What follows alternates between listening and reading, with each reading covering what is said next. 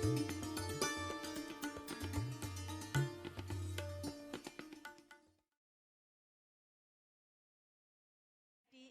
पधारे सभी अतिथियों का स्वागत करती है, अभिनंदन करती है। कार्यक्रम के हमारे मुख्य अतिथि माननीय न्यायमूर्ति डीएम धर्माधिकारी जी हमारे बीच उपस्थित हो चुके हैं। आज आपने शायद गौर किया होगा कि सुबह से ही मौसम भी कुछ आंख मिचोली खेल रहा था।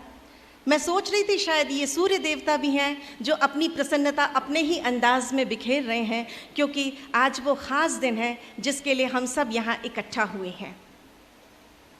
आपने हमारा आग्रह स्वीकारा, तन मन हुआ खुशियों से सराबोर। आपने हमारा आग्रह स्वीकारा, तन मन हुआ खुशियों से सराबोर। सच्चे मन से दी थी आवाज़, कबूल हुई प्रार्थना, हम हैं आत्मविभोर। निश्चित ही तौर पर आपको अपने बीच पाकर हम बेहद हर्षित हैं, उत्साहित हैं। आज का दिन बेहद खास है क्योंकि राष्ट्रपिता महात्मा गांधी व पूर्व प्रधानमंत्री लाल बहादुर शास्त्री जी की आज जयंती है। बापू के नेतृत्व ने एक ऐसी लहर फैलाई कि समूचा सोता हुआ देश जाग उठा। न सिर्फ जाग उठा बल्कि उनका अनुसरण करने के लिए तैयार हो गया। इसीलिए कहा गया था, चल पड़े जिधर दो डगमग में, चल पड़े जिधर दो डगमग में, चल पड़े कोटि पग उसी ओर। पड़ गई जिधर भी एक दृष्टि, उठ गए कोटि दृग उसी ओर। और हम सब जानते हैं कि बापू स्वयं प्राकृतिक चिकित्सा के प्रबल समर्थक थे। तो आज 2 अक्टूबर, जैसा कि मैंने आपको बताया, बेहद खास दिन है और इसलिए भी खास है क्योंकि परमहंस संत हृदयराम साहिब जी के नाम पर संत Hirdaram medical college of naturopathy and यौगिक साइंसेस का शुभारंभ करने जा रहे हैं। संत जी जिस मानव सेवा को सर्वोपरि मानते थे, उन्होंने आजीवन इसी बात को कहा कि मानव सेवा ही सच्ची सेवा है। तो संत जी जिस मानव सेवा को सर्वोपरि मानते थे, उसका तन मन धन से निभाएं, उसके प्रति हम तन मन धन से समर्पित रहें। इसीलिए आज प्राकृतिक चिकित्सकों की एक सेना तैयार करने की नींव डाली जा रही है। निश्चित ही यह शुभ संकेत है कि हम जिस शुभ कार्य के लिए यहाँ एकत्रित हुए हैं वो निश्चित तौर पर पूरा होगा, और न सिर्फ पूरा होगा, संत जी ने जो सपना देखा था उसे साकार करेगा। अब चूंकि हम सब आज बहुत सौभाग्यशाली समझ रहे हैं स्वयं को, मैं कहना चाहूँगी, मिले हैं संत शिरोमणि ही जिन्हें खुद गुरु के रूप में, मिले हैं संत शिरोमणि ही जिन्हें खुद गुरु के रूप में, गिर नहीं सकता कभी भी वो विकारों के कूप में। श्रद्धेय सिद्ध भाव जी कहते हैं कि यदि गुरु अपना दायित्व पूर्ण तरह निभाएं तो जो समाज में कहीं ना कहीं भटकाव नजर आता है वो नहीं दिखाई देगा। गिर नहीं सकता कभी भी वह विकारों के कूप में, आओ सच्चे साधकों सी साधना करें, मुक्त हो देश संकटों से मिलकर प्रार्थना करें। तो प्रार्थना के इसी पावन भाव के लिए मैं मुख्य अतिथि जी और हमारे बीच अतिथि पधार चुके हैं, जोरदार तालियां आप सभी अतिथियों के लिए।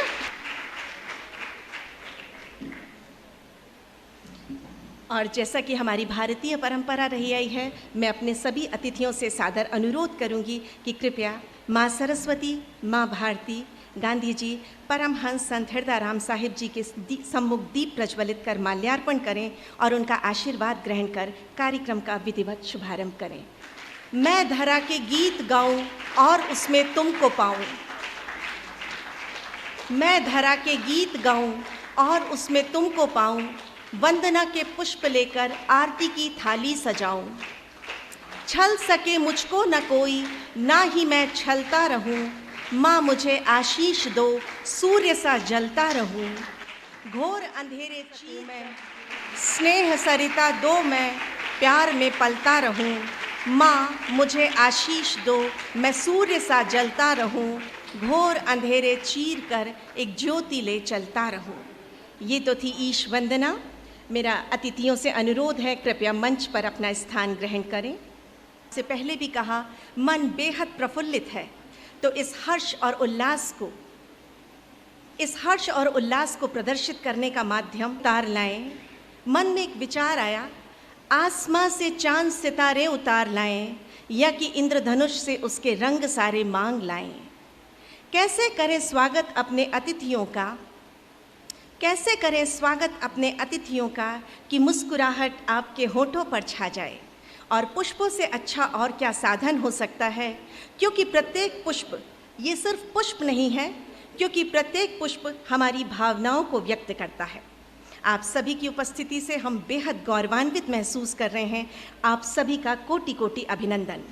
स्वागत के लिए सर्वप्रथम मैं आमंत्रित करूंगी डॉक्टर शशि राय मैम को और आपसे अनुरोध करूंगी कि पुष्पों के द्वारा माननीय न्यायमूर्ति धर्माधिकारी जी का स्वागत करें।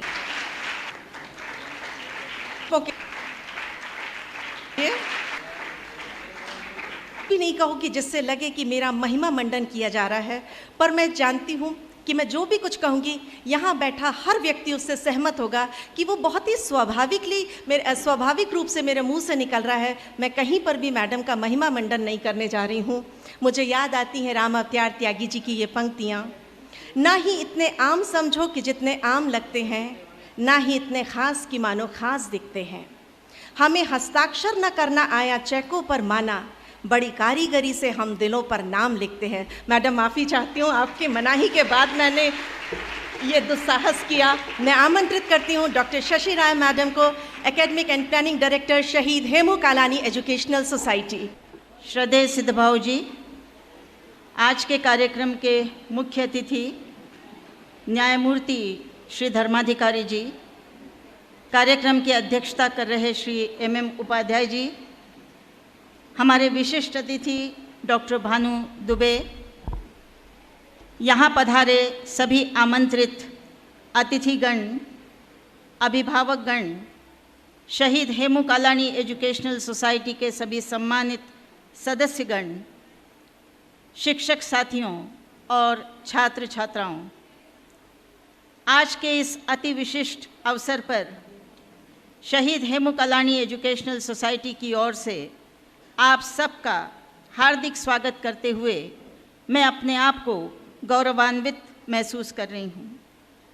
अपनी बात कहने से पहले मैं संत शिरोमणि संत हिरदाराम जी के चरणों में नमन करती हूँ, राष्ट्रपिता महात्मा गांधी के चरणों में नमन करती हूँ।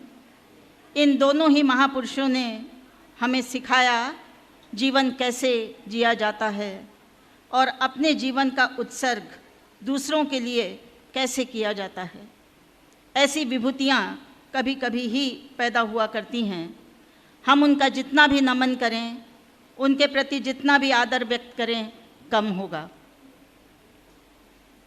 मैं विशेष रूप से स्वागत करना चाहूँगी न्यायमूर्ति श्री धर्माधिकारी जी का, जो प्रसिद्ध विधिवेत्ता तो हैं ही, लेकिन इतने सहज सरल व्यक्तित्व के धनी हैं कि जब भी उनके संपर्क में कोई आता है, उनकी उस अपार आकर्षण शक्ति से अछूता नहीं रहता। ज्ञान का भंडार होने के साथ ही साथ उनके पास ऐसे अद्भुत मानवीय गुण हैं कि वे सही अर्थों में मध्य प्रदेश मानव अधिकार आयोग के अध्यक्ष हैं। उन्होंने मानव अधिकार आयोग को जिस तरह से सामाजिक सरोकारों से जोड़ा, जिस तरह से सामाजिक मुद्दों पर मानव अधिकार आयोग के माध्यम से विचार मंथन की एक प्रक्रिया प्रारंभ की, वो शायद प्रदेश में एक नई पहल थी। मैंने उनको कई बार सुना है, उनकी वाणी में जो ओज है और जिस सरल भाव से वो बहुत बड़ी बात कह जाते हैं, वो केवल उनके ही बस की बात है। आज के इस कार्यक्रम में मुझे श्री उपाध्याय जी का स्वागत करने में विशेष रूप से प्रसन्नता हो रही है। शायद जितनी प्रसन्नता मुझे हो रही होगी, उतनी ही प्रसन्नता उपाध्याय जी को भी हो रही होगी, क्योंकि इस संस्था के निर्माण में उनकी जो भूमिका रही और उन्होंने जिस प्रकार पग पग पर हमारा साथ दिया, हमें पूरा सहयोग दिया और प्रशासनिक तौर पर जो भी सहायता उनसे हो सकती थी वो दी, वो अपने आप में एक उदाहरण है। शासकीय तंत्र में कोई भी बात इतनी जल्दी स्वीकार हो जाए और किसी बात पर बहुत जल्दी निर्णय ले लिया जाए, दोनों ही थोड़े कठिन क्षेत्र होते हैं।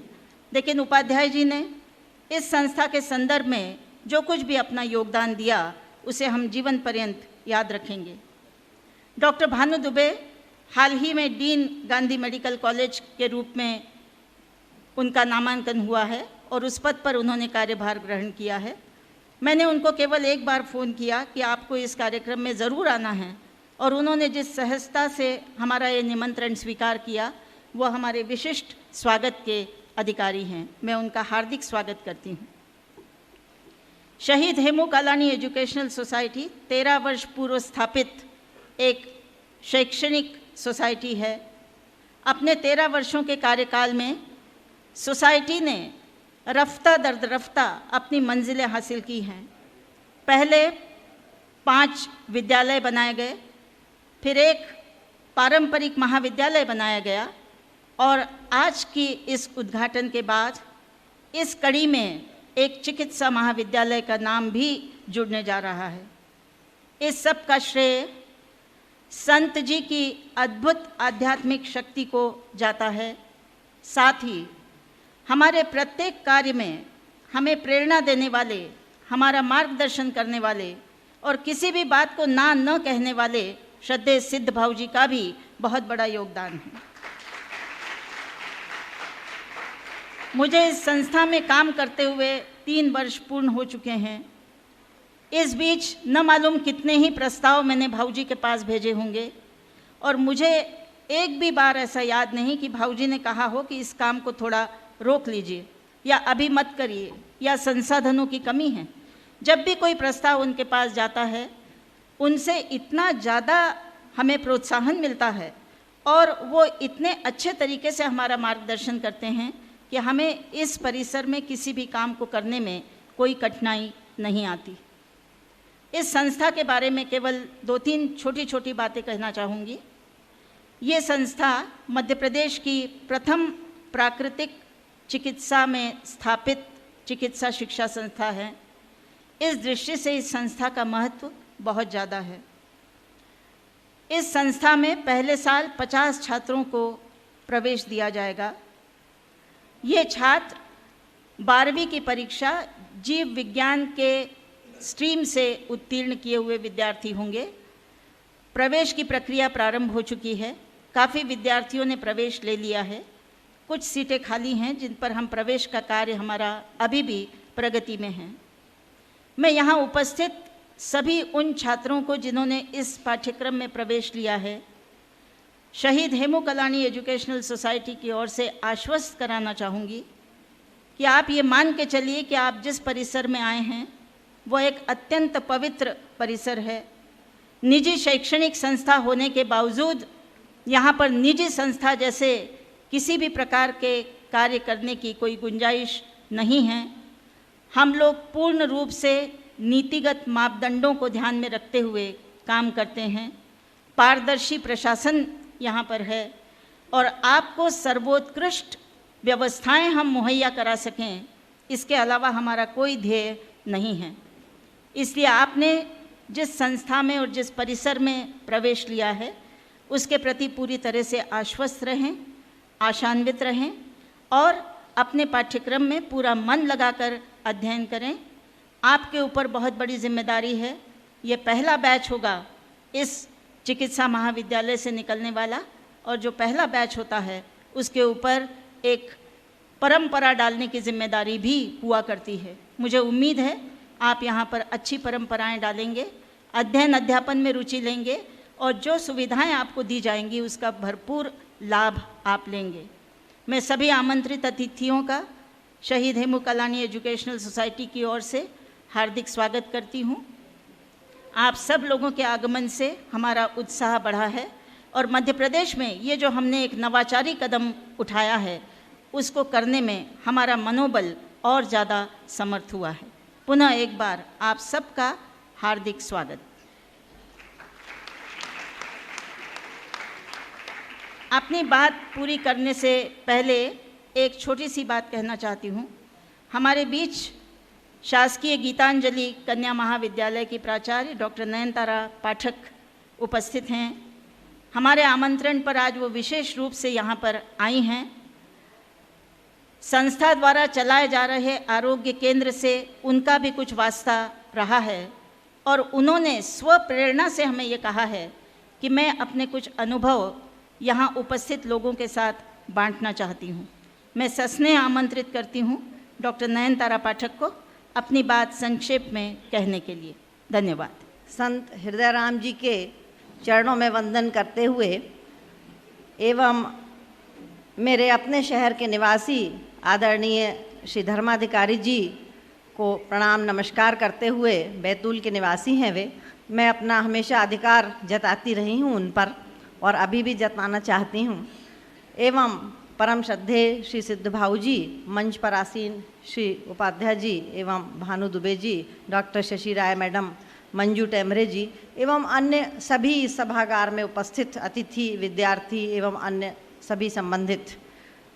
डॉक्टर शशि राय मेरी बड़ी हैं, अग्रजा हैं और उन्होंने पहले ही मुझसे कह दिया था नयनतारा सिर्फ 3-4 मिनट, और मैं भी उससे ज़्यादा नहीं बोलूँगी। और यहाँ मैं एक बात स्वीकार करना चाहती हूँ, इस समिति ने मुझसे बोलने नहीं कहा, ये मेरी अपनी स्वप्रेरणा थी। मैं बहुत देर से फ़ोन लगाती रही कि मैं मैडम से बात कर लूँ और मैं अपने उद्गार आप लोगों से शेयर कर लूँ, जो मेरे अनुभव हैं, उद्गार हैं, उसको केवल शेयर कर लूँ। बहुत संक्षिप्त में मैं बताऊंगी। बात 24 मई की है, जब कुछ फॉर्चुनेट कहिए, बहुत अच्छी बात किया, भगवान शिव का बुलावा था, उससे सब चीज़ें लिंक होती चली गई। मैं कैलाश मानसरोवर यात्रा के संदर्भ में बोल रही हूँ। आप लोगों ने मुझे एक्सपर्ट बतौर इंटरव्यू के लिए बुलाया। मेरी बहुत दिनों से इच्छा थी कि मैं आरोग्य केंद्र एक बार देखूँ। परम श्रद्धेय सिद्ध भाऊ जी ने कहा कि नहीं, इन्हें दिखा कर लाओ। मैं और मेरी साथी देख कर गए और अगला दिन था या एक दिन बाद मैंने वो आरोग्य केंद्र ज्वाइन कर लिया 24 मई से। और मैं आपको बता दूं, मैं कैलाश मानसरोवर यात्रा पर 2 सितंबर को गई और 19 सितंबर को लौटी हूँ। और उस दिन से 31 अगस्त 2009 तक कुछ ब्रेक्स के साथ, क्योंकि सर्विस के प्रति भी मैं अपना कर्तव्य यथावत मानती हूँ, कुछ छुट्टियों के साथ मैं लगातार आरोग्य केंद्र जाती रही। 2 बातें मैं वहाँ की आपके समक्ष रखना चाहती हूँ और प्रॉस्पेक्ट्स आपके नेचुरोपैथी के, जिसमें आप लोग आश्वस्त रहें। एक तो वहाँ का इलाज का प्रभाव, फ़ायदा, दूसरी चीज़ सेवा भाव। 2 चीज़ें मैंने जो नटशेल में निकाली। मैं उस दिन से जाती रही। मैं आपको बहुत संक्षेप में बता दूँ, मैं लेफ़्ट लेग में ऑस्टियोआर्थराइटिस से पीड़ित थी, अभी भी हूँ। पर जब एक बार सिद्ध भाऊ जी मुझको मिले वहाँ पर, बोले नहीं मैडम, रिलीफ नहीं, जड़ से जाना चाहिए।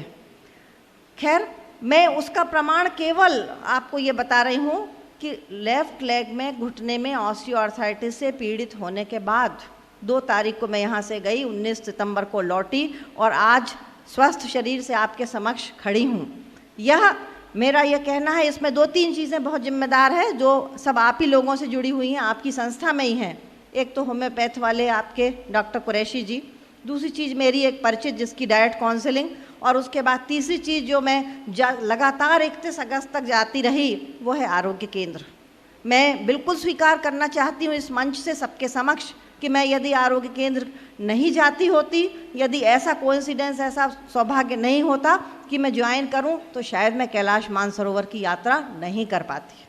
इस बात को मुझे स्वीकार करने में ज़रा सा भी संकोच नहीं है। वहाँ का ही जो पद्धति है, जो नेचुरोपैथी, आपका पानी, हवा और मिट्टी का ट्रीटमेंट है, उससे मुझे निश्चित रूप से फ़ायदा हुआ। मैं जा सकी लगातार। मैंने इतने 16 दिन 6-6, 7-7 घंटे गाड़ियों में यात्रा करी और मैं उसके बाद भी मेरा कोई वहाँ पर मुझे परेशानी नहीं हुई, बल्कि यूँ कहूँ कि मुझे कोई आज दिन तक आने के बाद भी कोई कष्ट तकलीफ़ नहीं है। यहाँ पर दूसरी बात मैं यहाँ पे नाम से आपके सामने बताना चाहती हूँ। डॉक्टर दयारामानी जी के पास जब मैं गई, मैंने कहा डॉक्टर साहब ऐसा ऐसा है, मन में डर है, मैं जाना तो चाह रही हूँ। उनके जो शब्द थे वो यही थे, अरे मैडम ऐश करिए, जाइए, बिल्कुल होकर आइए। आपके पास कुछ उन्होंने हिदायतें दी, ये चीज़ें रखिए और उसके बाद आपको कोई दिक्कत नहीं आएगी, होकर आइए। मैं आई, आकर मैंने बिल्कुल अगले दिन मैं जाकर उनसे मिलकर आई और मैंने उनको धन्यवाद ज्ञापित किया। दूसरी बात मैं यहाँ पर बताना चाहती हूँ, आरोग्य केंद्र का सेवा भाव।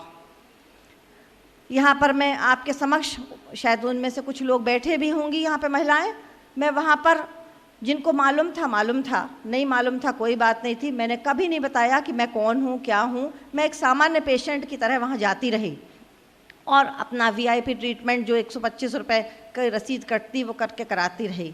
मैं यहाँ पर आप लोगों के समक्ष बताऊँ कि वहाँ चाहे वो मोम लगाने वाली महिला हो, चाहे वो मसाज करने वाली महिला हो, या मिट्टी का लेप रखने वाली महिला हों, सभी का जो सेवा भाव है वो इतना अधिक है, उनका निश्चित समय होता है, वो आकर अपनी मिट्टी उठा लेती हैं, मुझको कहना नहीं पड़ता। तो मेरा ये कहना है ये बिल्कुल ऐसी सीखने वाली चीज़ है। शायद यहाँ पर कई लोग बैठी होंगी, इसलिए मैं उनके सामने भी स्वीकार करने में मुझे कोई संकोच नहीं है। इतना मैंने ही नहीं देखा। ये इस चीज़ का जो अभाव आज हम लोग सारे समाज में देखते हैं, अनुकरणीय उदाहरण है आरोग्य केंद्र का। और मुझे विश्वास है नेचुरोपैथी में जो भी विद्यार्थी आए हैं, नेचुरोपैथी का भविष्य या नेचुरोपैथी के प्रॉस्पेक्ट्स इतने अधिक हैं। और प्रमाण स्वरूप मैंने मैडम से यही कहा कि प्रमाण स्वरूप मैडम मैं जीता जागता उदाहरण हूँ आरोग्य केंद्र का, जो मैं सबके सामने रखना चाहती हूँ, ताकि इससे लोग सीख लें और इसके प्रॉस्पेक्ट्स क्या हैं इनको जानकारी रहे। नए विद्यार्थी जो आए हैं या जो आने के भी इच्छुक हैं, उनको भविष्य में उनके प्रॉस्पेक्ट्स कितने ब्राइट हैं ये उन्हें जानकारी रहे, यही मैं कहना चाहती थी। बहुत बहुत धन्यवाद आप सब ने, आपका जो कार्यक्रम ओरिजिनल था उसमें बोलने का अवसर मुझे दिया, बहुत बहुत धन्यवाद। एक बार पुनः मैं आभारी हूँ। और जब भी जिस तरह से भी मेरी इन क्षेत्रों में सहायता की आवश्यकता होगी, मैं हमेशा तत्पर हूँ। मैंने एक रिक्वेस्ट डॉक्टर साहब से करी थी, डॉक्टर दयारामानी जी से, कि मैं वहाँ का प्रसाद वितरण करना चाहती हूँ। उन्होंने कहा कर सकती मैडम, कर लीजिए। वो मैं निकट भविष्य में करना चाहती हूँ, उसके लिए भी धन्यवाद। एक बार पुनः आप सबका आभार एवं धन्यवाद। धन्यवाद मैडम नयनतारा पाठक, आपने अपने अनुभव हम सब के बीच बांटे और जिस सेवा भाव की आपने बात की, मुझे लगता है वही तो संत जी का संदेश था कि बूढ़े बच्चे और बीमार हैं परमेश्वर के यार, करे भावना से इनकी सेवा, पाएंगे लोक परलोक में सुख अपार। पर आज की वर्तमान ज़िंदगी भागदौड़ भरी ज़िंदगी है। ऐसे में मन करता है चलो ना कहीं चलकर सुकून चुरा लाएं, जो खोया था अपना उसे कहीं से ढूंढ लाएं। वो प्रकृति का सानिध्य, वो बेफिक्री, वो अपनापन, जब स्वस्थ रहता था तन और पुलकित रहता था मन। चलो ना साथी फिर कहीं से ढूंढ लाएं वही क्षण, महकता था गमकता था जब माटी का कण कण। तो प्रकृति के सानिध्य में कैसे स्वस्थ और प्रसन्न रहा जा सकता है? हमारे जीवन में नेचुरोपैथी और योग का क्या महत्व है, ये किस प्रकार हमें निरोगी रखते हैं, इस बात पर प्रकाश डालने के लिए मैं आमंत्रित करती हूँ डॉक्टर रेणुका टेवानी को। डॉक्टर रेणुका। परमहंस संत श्री हृदयराम साहिब जी के चरणों में मेरा नमन। हमारे श्रोता, हमारे मार्गदर्शन श्रद्धेय सिद्धभाव जी के चरणों में मेरा नमन। और इस मंच पे विराजमान मुख्य अतिथि गणों को मैं शत शत नमन करती हूँ। साथ ही हमारी डायरेक्टर मैडम, हमारी प्रिंसिपल मैडम एंड इस सभा में उपस्थित हमारे अतिथि गणों का मैं तहे दिल से नमन करती हूँ। बड़े ही हर्ष का विषय है कि आज हमारे राष्ट्रपिता महात्मा गांधी जी का जन्म दिवस है। महात्मा गांधी जी प्राकृतिक चिकित्सा की ओर विशेष रुझान रखते थे। उन्होंने सर्वप्रथम अपन के मध्य प्रदेश सर्वप्रथम इस संसार में प्राकृतिक चिकित्सा का केंद्र खोला और जिसमें लाखों लोगों ने उसका उपचार लिया एंड स्वास्थ्य प्राप्त किया। इसीलिए आज का दिवस 2 अक्टूबर वर्ल्ड नेचुरोपैथी डे के रूप में भी मनाया जाता है। प्राकृतिक शक्ति से हम सब वाकिफ़ हैं, यह किसी के लिए भी नया शब्द नहीं है। प्राकृतिक चिकित्सा उतनी ही पुरानी है जितना मानव इतिहास। जिस दिन मानव ने जन्म लिया था उसी दिन प्रकृति माँ की गोद में उसने जन्म लिया था और प्रकृति माँ ने ही उसको संभाला था। प्रकृति माँ हमारी सब ध्यान रखती है। जिस प्रकार हमारी अपनी माँ बच्चे का ख्याल रखती है, उसे सुरक्षित अनुभव करवाती है, उसी प्रकार प्रकृति माँ हमारे स्वास्थ्य का पूरा ख्याल रखती है और हमें एक सुडौल एंड स्वस्थ महसूस करवाती है। प्रारंभ काल में किसी भी प्रकार की औषधि चिकित्सा नहीं हुआ करती थी। उपवास को ही सर्वप्रथम चिकित्सा माना जाता था। किंतु जब इंसान प्रकृति से दूर भौतिक सुखों की ओर बढ़ता गया तो धीरे धीरे उसमें अस्वस्थता होने लगा, उसका शरीर निरोगी होने लगा, जिसके कारण वह काफ़ी रोगों से ग्रस्त होने लगा। अब उसका समाधान यही है कि हम एलोपैथी तो उसमें मदद करती ही है, बट साथ साथ हमारी प्राकृतिक चिकित्सा एवं यौगिक विज्ञान भी उसमें सबसे ज़्यादा मदद करता है कि इंसान अपने आप को स्वस्थ रखे एंड सुडौल बनाए। प्राकृतिक चिकित्सा का पुनरुत्थान जो 18वीं सदी में हुआ था, जब हिप्पोक्रेट जी जो कि फादर ऑफ मेडिसिन कहलाते हैं, उनसे वो सारे विश्व में प्रसिद्ध हैं उसी नाम से। एंड उनका कहना था कि nature cure not the physician, कि प्रकृति ही हमारा स्वास्थ्य देती है, कोई फिजिशियन नहीं, कोई डॉक्टर कोई स्वास्थ्य नहीं देता है, वह जस्ट उसमें मदद करता है, उनको संभालता है, उनको ज्ञान देता है। और हमारा खाद्य पदार्थ ही हमारी मेडिसिन है, फूड इज़ अवर मेडिसिन। दूसरी जो एक्सटर्नल मेडिसिन दी जाती हैं वो हमारी बॉडी में साइड इफ़ेक्ट्स प्रोड्यूस करती हैं, ओवरडोजेस प्रोड्यूस करती हैं। हमारे अन्य विशेषज्ञ इसाक जेनिंग, उनका कहना था कि अगर हम प्रकृति की माँ की गोद में जीते हैं, उन्हीं का ही आचरण पर चलते हैं, स्वस्थ जीवन जीते हैं, तो हम संसार में कभी भी बीमार नहीं होंगे और हमेशा स्वस्थ रहेंगे। हमारे फादर निप, जो कि एक समय में खुद काफ़ी बीमार हुआ करते थे, पर धीरे धीरे जब उन्होंने प्रकृति विज्ञान जाना, उसे समझा और उसका जब उपयोग किया, तो उनको यह महसूस हुआ कि नहीं, प्रकृति ही एक संपूर्ण स्वास्थ्य प्रदान कर सकती है, उसके अलावा दूसरी पद्धतियाँ जस्ट उसमें सहारा दे सकती हैं।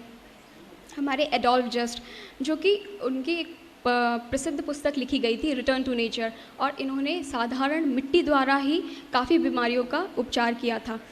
जो रिटर्न टू नेचर किताब लिखी गई थी, इससे हमारे महात्मा गांधी जी काफ़ी प्रभावित हुए थे, तभी से उन्होंने प्राकृतिक चिकित्सा का प्रोसीजर्स स्टार्ट किया था। एंड वो सबसे ज़्यादा उपवास व प्रार्थना पर ध्यान देते थे। वह कहते थे कि अगर आपकी कोई भी कार्य पूरा नहीं होता है तो आप जस्ट उपवास कीजिए, प्रकृति माँ की गोद में रहिए और आपकी वह काम पूरा हो जाएगा। हमारे एतर जी हुआ करते थे, जो कि थे तो डॉक्टर नहीं, बट वो इंडस्ट्रियलिस्ट थे, काफ़ी पैसे वाले थे। उन्होंने अपने बच्चों के स्वास्थ्य के लिए काफ़ी पैसा खर्च किया, बट जब खर्च किया और उन्हें ये लगा कि उससे उनको स्वास्थ्य नहीं मिल रहा है और धीरे धीरे उनका एक एक बच्चा इस संसार से छोड़ता जा रहा है, तब उनको एक रियलाइज़ हुआ कि हमारी जो भी साइंस है वो पूर्णतः नहीं है, संपूर्ण नहीं है, तो ऐसा क्या विज्ञान है कि जो संपूर्ण है। तब उन्होंने जब खोज की तो उन्हें महसूस हुआ कि प्राकृतिक स्वयं ही एक संपूर्ण विज्ञान है और वही एक संपूर्ण विज्ञान हमारे को स्वास्थ्य दे सकता है। उन्होंने एक एक्सपेरिमेंट किया।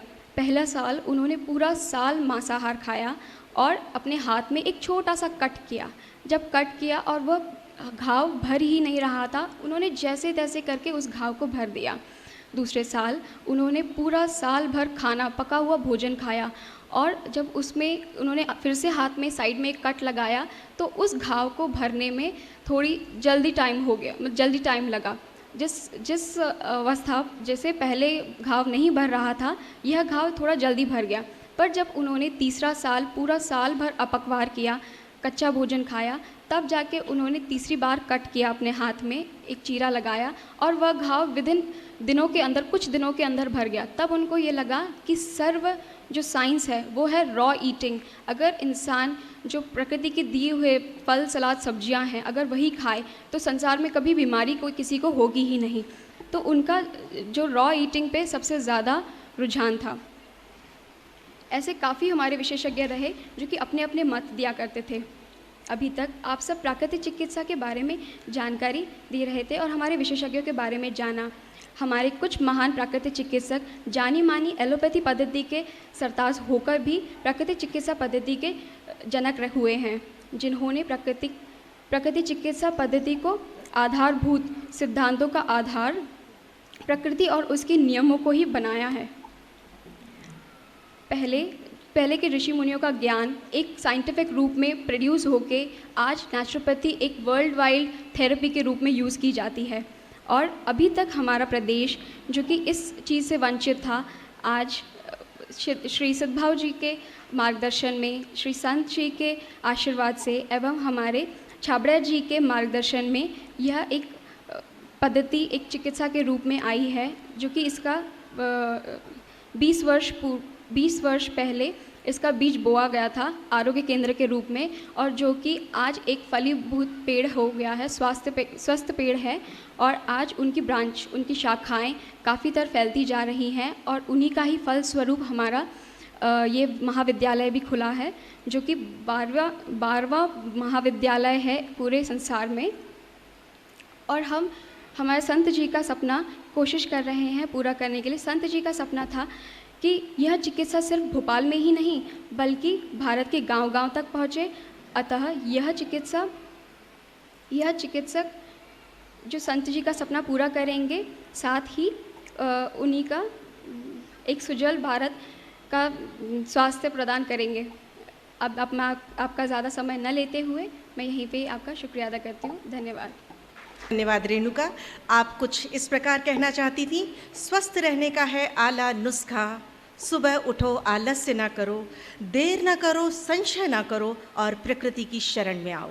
हम बेहद खुशकिस्मत हैं कि हमारे बीच इंदौर से श्री अभय भरकतिया और श्री शंकर लाल पाटीदार जी उपस्थित हैं। आपसे मेरा अनुरोध है, कृपया मंच पर अपना स्थान ग्रहण करें और हीरो भैया से अनुरोध करूंगी कि पुष्पों के द्वारा आपका स्वागत करें। ज़ोरदार तालियां हमारे इन मेहमानों के लिए। जैसे नदी निरंतर बहती रहती है और सागर में लहरें उठती रहती हैं, सागर में लहरें तो उठती हैं और गिरती हैं पर गिर के संभल जाती हैं, ऐसे ही चिकित्सक जो होते हैं वो निस्वार्थ सेवा करते हैं और बुझते हुओं को नया जीवन प्रदान करते हैं। तो आज हमारे बीच ऐसे ही एक अनुभवी चिकित्सक हैं जो अपनी कर्मठता से, अपनी लगन से अपना एक विशेष स्थान बना चुके हैं। मैं आमंत्रित करूंगी ऐसे ही समर्पित चिकित्सक डॉक्टर भानु दुबे को। Doctor Bhanu Dubey, dean Gandhi medical college. नमस्कार। श्रद्धेय सिद्धबाबू जी, आज के मुख्य अतिथि न्यायमूर्ति धर्माधिकारी जी, अध्यक्ष श्री उपाध्याय जी, प्रमुख सचिव मध्य प्रदेश शासन, श्रीमती शशि राय जी, निर्देशक इस संस्थान की, एवं Shri doctor Manju Temre, principal college की। आज का दिन अपने आप में एक विशिष्ट दिन है। आज के दिन महात्मा गांधी पैदा हुए थे और मैं इस संस्था के लोगों को बधाई देना चाहता हूँ कि आज का दिन इन्होंने इस कार्यक्रम के लिए चुना, क्योंकि महात्मा गांधी योग और नेचर के काफ़ी नज़दीक थे और हमेशा उन्होंने उसकी तरफदारी की है। शने शने भारतीय लोग, ये बात सच है कि नेचर और योग के जनक भारत है, पर भारतीय लोग धीरे धीरे आधुनिकता में बहते चले गए और हम लोग नेचर से बहुत दूर होते गए। नेचर बनता है जल, जमीन, जंगल, वायु और अग्नि से, किंतु हम लोगों ने आधुनिकता में आके सीमेंट और कंक्रीट के जंगल बनाने शुरू कर दिए। हम नेचर से बहुत दूर होते चले गए। नेचर की जो भलाइयाँ थीं, अच्छाइयाँ थीं, उनसे दूर होकर विकृति की ओर चलते गए। इस संस्था को मैं पुनः बधाई इसलिए देना चाहता हूँ कि इस तरह का योग एंड नेचर कॉलेज जो इन्होंने स्थापित किया, जो अपने आप में प्रथम इस राज्य में है, जो ये बता रहा है कि हम नेचर के नज़दीक पहुंचने का पुनः प्रयास कर रहे हैं। और सारी नेचुरोपैथी केवल तीन चीज़ों पर आधारित है। पहला हमारा सोच, हमारा मस्तिष्क और हमारी आत्मा। अगर ये तीनों चीज़ें एक साथ मिलकर काम करेंगी तो निश्चित रूप से हम प्रकृति के नज़दीक होंगे। यह कोर्स 4 वर्ष का है।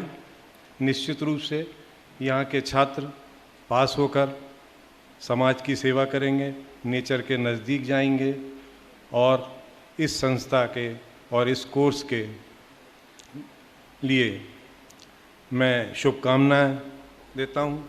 और निश्चित रूप से ये कह सकता हूँ, श्रीमती शशि राय ने भी कहा कि मैं उनके एक बार कहने से आ गया। ऐसा नहीं है, मैंने मैडम को कई जगह काम करते देखा। पीएमटी में मेरा काफ़ी वास्ता रहा है। मैंने देखा ये काम करती हैं, काम में तल्लीन रहती हैं, अपने सोच समझ से खुद खुश होकर कार्य करती हैं और मेरे को विश्वास है कि इनके नेतृत्व में ये संस्था तरक्की करेगी और आगे बढ़ेगी और अपना नाम रोशन करेगी। जय हिंद, नमस्कार। डॉक्टर साहब, आपका बहुत बहुत धन्यवाद इस उद्बोधन के लिए। वे स्पर्श ही क्या जिनमें अपनों का आभास नहीं, वे स्पर्श ही क्या जिनमें अपनों का आभास नहीं, वे वादे ही क्या जिन वादों को निभाने का विश्वास नहीं, वे सुर ही क्या जिन्हें सुनकर फिर सुनने की प्यास नहीं, और वे वक्ता ही क्या जिनमें श्रोताओं को सम्मोहित करने का भाव नहीं। कार्यक्रम के अध्यक्ष प्रमुख सचिव राजस्व एवं पुनर्वास विभाग श्री एम उपाध्याय जी से मैं सादर अनुरोध करूंगी, कृपया मंच पर आएं और अपने उद्बोधन से हमारा मार्गदर्शन करें। श्री एम उपाध्याय। आज के इस कार्यक्रम में हमारे बीच श्रद्धेय भाऊजी, परम सम्मानीय न्यायमूर्ति जस्टिस धर्माधिकारी जी, डॉक्टर भानु दुबे जी, डॉक्टर शशि राय, यहाँ उपस्थित सभी देवियों सज्जनों,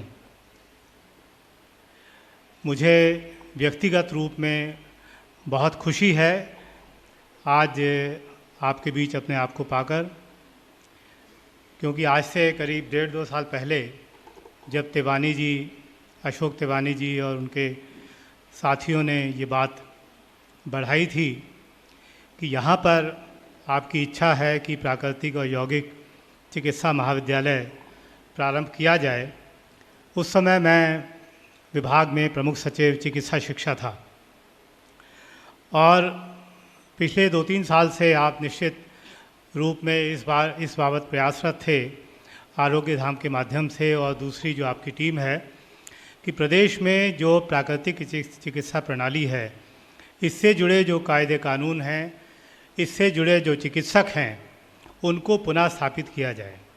मैं बताना चाहूँगा कि आज से करीब 20-25 साल पहले जो मध्य प्रदेश में प्राकृतिक और नेचुरोपैथी का जो विधान कानून बनाया गया है, उसके तहत जो नियम आदि थे उनको स्थगित रखा हुआ है, और आज की तारीख में मध्य प्रदेश में कोई भी संस्थान ऐसा नहीं है जो कि प्राकृतिक चिकित्सा से संबंधित चिकित्सक अथवा पैरामेडिकल उत्पादित करता हो। इस दृष्टि से क्या था कि प्रदेश में प्राकृतिक चिकित्सा से जुड़े व्यक्ति या वो व्यक्ति जो इसको एक प्रोफेशन के रूप में लेना चाहते हैं, उनके लिए कोई अपॉर्चुनिटी नहीं थी। उन्हें या तो दूसरे राज्यों में जैसे बेंगलोर है या जयपुर है या और दूसरे संस्थान दिल्ली है, वहाँ जाके और वहाँ ट्रेनिंग अपनी लेनी पड़ती थी, उसके बाद ही वो मध्य प्रदेश में पुनः स्थापित हो सकते थे। पर परम श्रद्धेय आदरणीय हृदय राम जी के आशीर्वाद से, भाऊ जी के प्रयास से और आपकी समर्पित टीम ने एक जो बड़ा ही कठिन कार्य था उसको समय अवधि में पूरा किया है। मध्य प्रदेश में मुझे 25 साल आज हो चुके हैं, पर मैंने देखा कि जो टीम आपकी यहाँ पर इस संस्थान में है, बैरागढ़ में है, और जितने समर्पित निष्ठावान आपके कार्यकर्ता हैं, वो तन मन धन 24 घंटे, अशोक तिवानी जी को तो मैं देखता हूँ अभी भी सुबह से लेकर शाम तक एक सूत्री, उनका अगर एक पैर पे भी उनको खड़े रहना है तो वो शाम के 8 बजे तक भी एक पैर पे खड़े रहेंगे कि अपने काम को, जो एक पवित्र कार्य उन्होंने चुनौतीपूर्ण लिया है, उसको पूरा करने में वो भिड़े रहते हैं। और मैं समझता हूँ कि ये सबसे बड़ा एक एसेट है कि आपके पास हेमू कालानी शिक्षा संस्था के पास इस प्रकार के सैकड़ों स्वयंसेवक मौजूद हैं जो कि अपने स्वार्थ को बिल्कुल बलाए ताक रखते हुए एक परमार्थ या उससे आगे का जो एक हमारा लक्ष्य है, हमारा ध्येय है समाज सेवा का, समाज के विकास का, उस दिशा में आरोग्य धाम और आपके संस्थान जुड़े हुए हैं।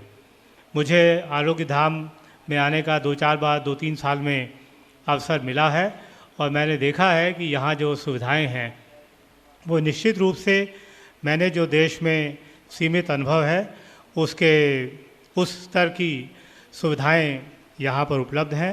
निश्चित रूप से जो बच्चे इस कोर्स में प्रवेश पाए हैं वो यहाँ की सुविधाओं को डॉक्टर शशि राय के नेतृत्व में और यहाँ की टीम के नेतृत्व में वो अपने आप को गौरवान्वित महसूस करेंगे कि एक अच्छे संस्थान में वो प्रवेश ले रहे हैं और आगे आने वाले समय में मध्य प्रदेश में जो प्राकृतिक चिकित्सकों की जो कमी है, इस संस्थान, इस अनुसंधान केंद्र के माध्यम से न केवल उसकी पूर्ति होगी, बल्कि प्रदेश में जो कि बायोडाइवर्सिटी की दृष्टि से सतपुड़ा का जो जैविक रिजर्व है, वो देश का सबसे बड़ा प्राकृतिक जैविक रिजर्व है, इकोसिस्टम है। सतपुड़ा बायो रिजर्व में देश में सबसे ज़्यादा प्राकृतिक जड़ी बूटियाँ पाई जाती हैं और मध्य प्रदेश सौभाग्यशाली है कि वो बायो रिजर्व मध्य प्रदेश में है। ऐसे में जो आपकी प्राकृतिक चिकित्सा प्रणाली जो जड़ी बूटियों खान पान पर आधारित है, मध्य प्रदेश के संसाधनों का भी लाभ उसको मिलेगा।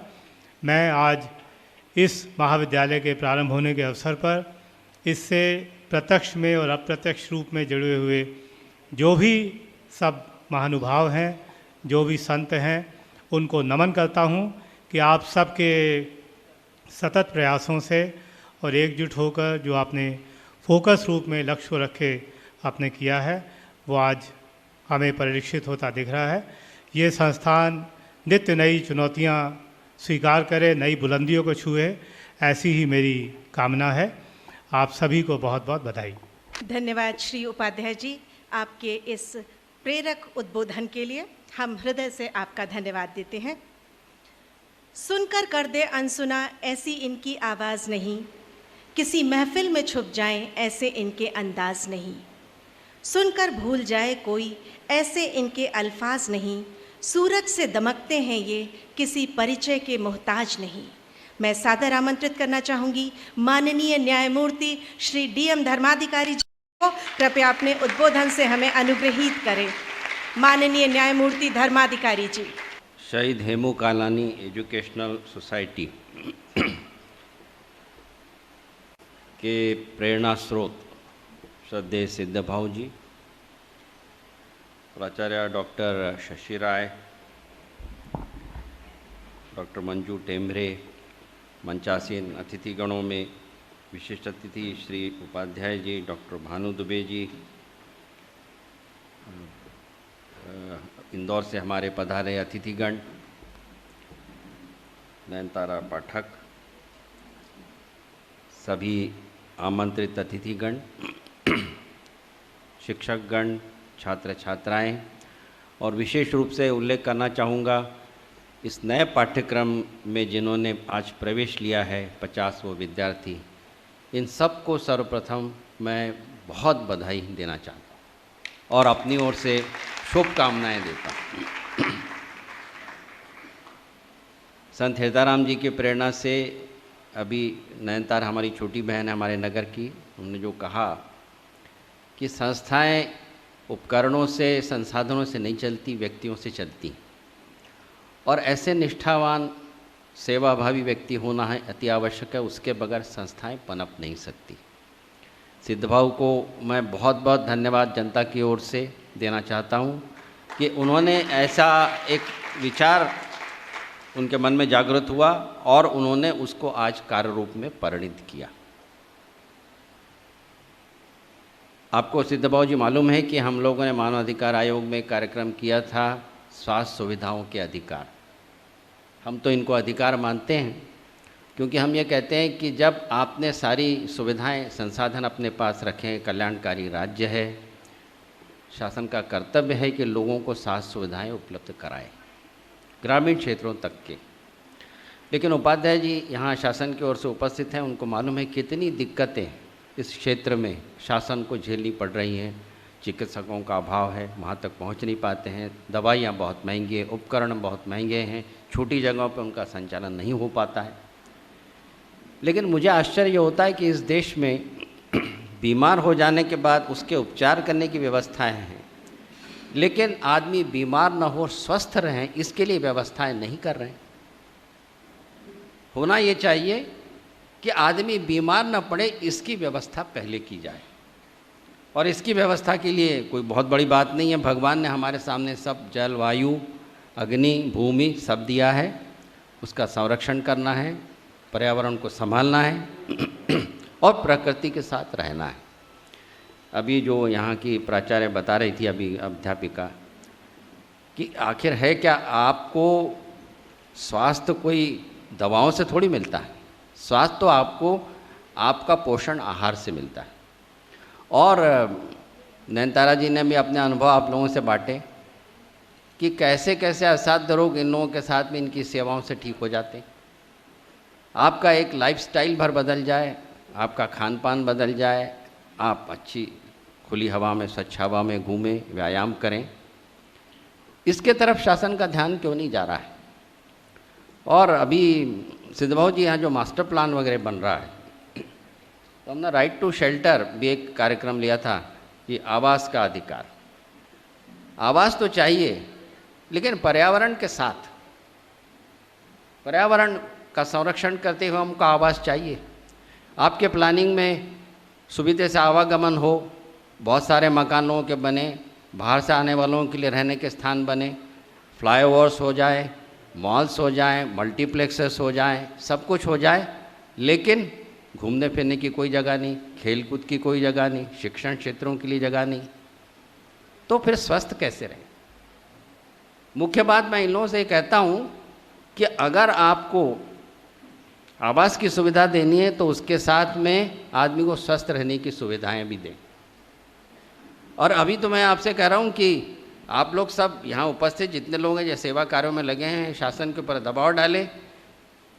वर्ल्ड ओवर में ये बातचीत हो रही है कि सबसे अच्छा व्यायाम पैदल घूमना है, और सब आयु के लोगों के लिए ये वो उपलब्ध है। बूढ़ा से बूढ़ा आदमी भी जितना चल सकता है चले। कारों के लिए रास्ते हैं, मोटरसाइकिल के लिए रास्ते हैं, पद यात्रियों के लिए कोई रास्ते नहीं। उसको तो खतरा है, चलेगा तो मर सकता है। पाथवेज तो बनाइए चलने के लिए, रूट्स तो बनाइए, घूमने की पार्क तो रखिए, बच्चों को खेलने के लिए मैदान तो बनाइए। सारी जगह पे इन्होंने जितने भी फैसिलिटीज़ के एरियाज थे सब में एनक्रोचमेंट करा दी। 30-30 साल से झुग्गी झोपड़ियाँ बनी हुई, किसी तरह की कोई रिक्रिएशन की जगह नहीं। खुली सांस कहाँ से लेंगे, हवा कहाँ से लेंगे। और आपके आँखों के सामने मान लो एक मोबाइल टावर खड़ा हुआ है, उसका विकिरण और आपके ऊपर में आ रहा है। तो ये स्वास्थ्य सिर्फ आप लोग बीमार पड़े ना डॉक्टर दवा दे, इससे काम चलने वाला नहीं है। अब देश को जागना है, और सिद्धबाबू सरी के लोगों को बता रहे रास्ते कि भाई इस रास्ते पे चलो। पहले स्वस्थ रहना सीखो, खाना कैसे अच्छा सीखो, अपना फिजिकल हेल्थ के लिए मेंटल हेल्थ भी अच्छी रखनी पड़ती है। और जब तक मेंटल हेल्थ नहीं होगी तो फिजिकल हेल्थ नहीं टिक सकती। सभी लोगों ने कहा, डॉक्टर खुद कहते हैं ये कई चीज़ें तो केवल मेंटल इससे होती है, साइकोसोमेटिक कंडीशंस। डॉक्टर साहब बैठे हुए हैं, दुबे जी ये बताएंगे। और वो खुद कहते हैं कई बार तो भैया आप प्रेयर करो, ध्यान करो, प्रार्थना करो। लेकिन जब कोई करिकुलम बनता है और उसको अप्रूवल देने की बात आती है तो कहते हैं साहब एलोपैथी से बढ़ के कोई चीज़ नहीं, हमको ये मेडिकल कॉलेज मत कहो, इसको कोई भी सिस्टम कह लो, मेडिकल कॉलेज मत कहो, क्योंकि वो मेडिकल कॉलेज में दवाएं होंगी, चीरफाड़ होगी, ऑपरेशन होगा। अब पूरा जगत इस पे आ रहा है कि आपको मिक्स्ड पैथी पे चलना पड़ेगा। किस तरह का व्यक्ति है, क्या उसकी दिक्कत है, उसके अनुसार उसकी चिकित्सा हो। और हमारे डॉक्टर लोगों ने भी यह विचार चालू हो गया है, क्योंकि आधे से ज़्यादा दिक्कतें पड़ रही कि मेंटल पेशेंट्स के लिए कोई उपचार की सुविधा ही नहीं। उनको तो आपको मेडिटेशन ही सिखाना पड़ेगा, और जितना भी टेंशन है जीवन में उसको कैसे अब्जॉर्व करना ये सिखाना पड़ेगा। ये सिखाने के बगैर आप सोचेंगे तो न तो पेट ठीक रहेगा, न मस्तिष्क ठीक रहेगा, न ब्लड प्रेशर ठीक हो पाएगा, न डायबिटीज़ ठीक हो पाएगा। ये सारे टेंशन से बनते हैं। तो अब ये जितने भी नए मेडिसिन के आ रहे हैं, सिद्धबाबू जी ने जो बड़ा अच्छा काम किया है, और मैं समझता हूँ कि आज भारत के लिए ऐतिहासिक दिवस है, क्योंकि मुझोपाध्याय जी कह रहे हैं कि ऐसा करिकुलम पहली बार बना, और ऐसे करिकुलम के ऊपर में पहली बार पाठ्यक्रम हुआ। और मैं चाहता हूँ कि ये जो पहले छात्र हैं ये इतने अच्छे प्रवीण इसमें हो कि जब ये पास आउट हो तो लोग डिमांड करें कि हमारे आओ और काम करो, इनको इतनी एम्प्लॉयमेंट अपॉर्चुनिटीज़ दे रहे। अब उपाध्याय जी जानते हैं, हमने आयुर्वेद का हमारे यहाँ कितने सालों से चल रहा था, इतना डेवलप्ड साइंस था, उसको हमने सोचा कि इसके कॉलेजेस बनाएंगे, ये करेंगे, लेकिन उसको एलोपैथी मेडिसिन के साथ जोड़ के BA MS डिग्री बना दी। तो अब नीम हकीम खतरे जान ऐसे बने कि न तो इनको पूरा आयुर्वेद आता है, न तो इनको पूरा एलोपैथी आता है, और प्रैक्टिस करते हैं एलोपैथी में, डिग्री है आयुर्वेद की, दवाएं लिखते हैं अंग्रेजी। ये कैसे चलेगा? हमारे यहाँ अगर आयुर्वेद को टिकाना है तो दवाएं आपको बनानी है, दवाएं डिस्पेंस करनी है वहाँ से, उसको कूट काट आपको करना है। अगर आप उसको बड़ी बड़ी इंडस्ट्रीज में बनाएंगे तो उसका सत्व नष्ट हो जाएगा, वो दवा मतलब कुछ नहीं, कूड़ा है। इतने बड़े लार्ज स्केल पे ये दवाएं नहीं बनती।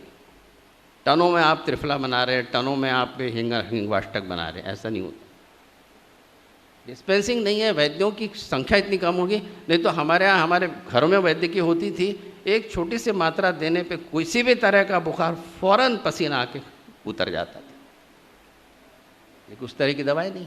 अब बाजार में जाओ तो आधे से ज़्यादा उसमें जो लिखा हुआ वो रहता ही नहीं। उसमें बड़ी बड़ी कंपनियों में मुकदमे हुए और उनसे कहा गया कि अब इसमें लेबल लगाओ कि इसमें अभ्रक नहीं है। ये परिस्थितियाँ बनी। तो अब कोर्सेस आप चला रहे हैं तो उसके साथ जो चीज़ें हैं वो मुहैया हैं, उसकी भी गुणवत्ता रहे और बने।